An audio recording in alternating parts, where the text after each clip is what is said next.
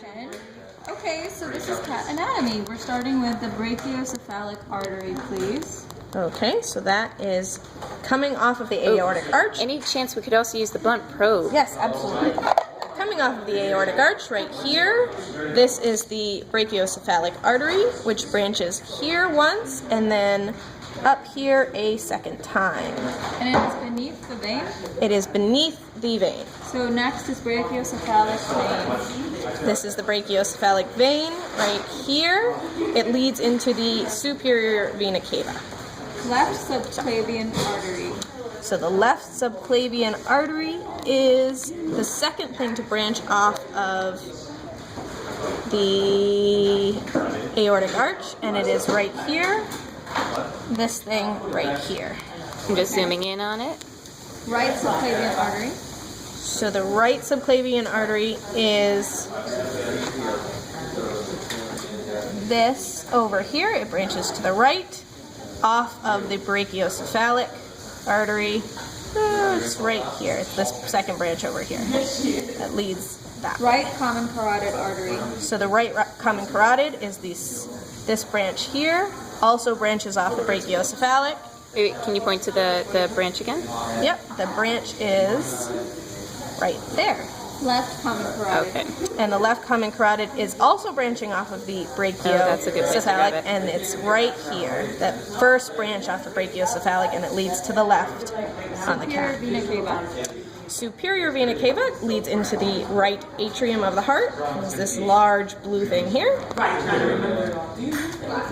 Azygous vein. That is all the way in the back, and it is hook-shaped right here and leads into also the right atrium. It kind of looks like a candy cane. It leads, according to Adam, to the place between the inferior and superior vena cava, where they all connect into kind of a common pathway. So that's where the hook, the azygous vein, leads into. Perfect.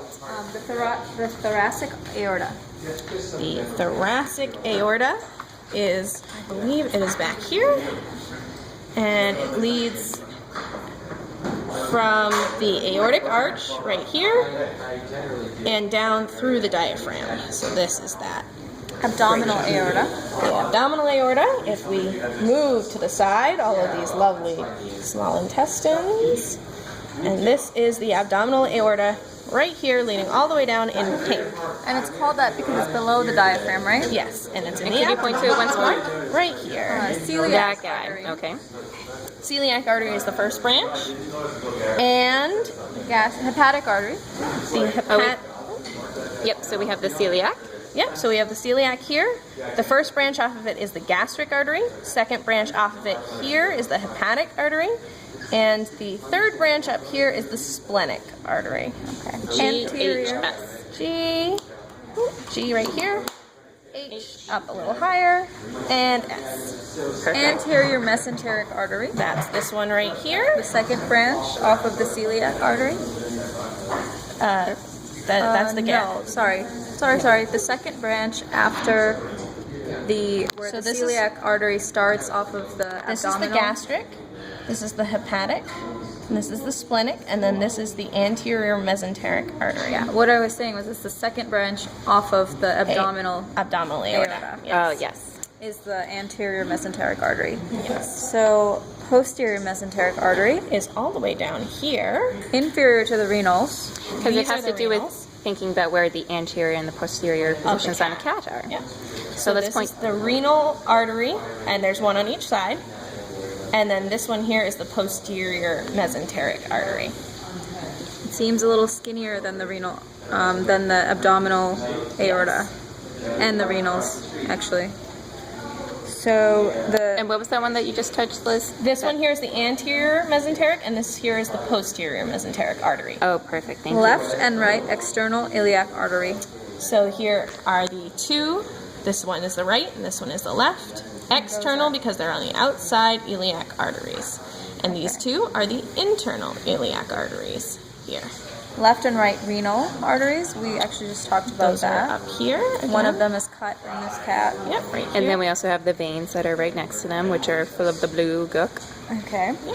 This- And then left and right external jugular vein. those are out here.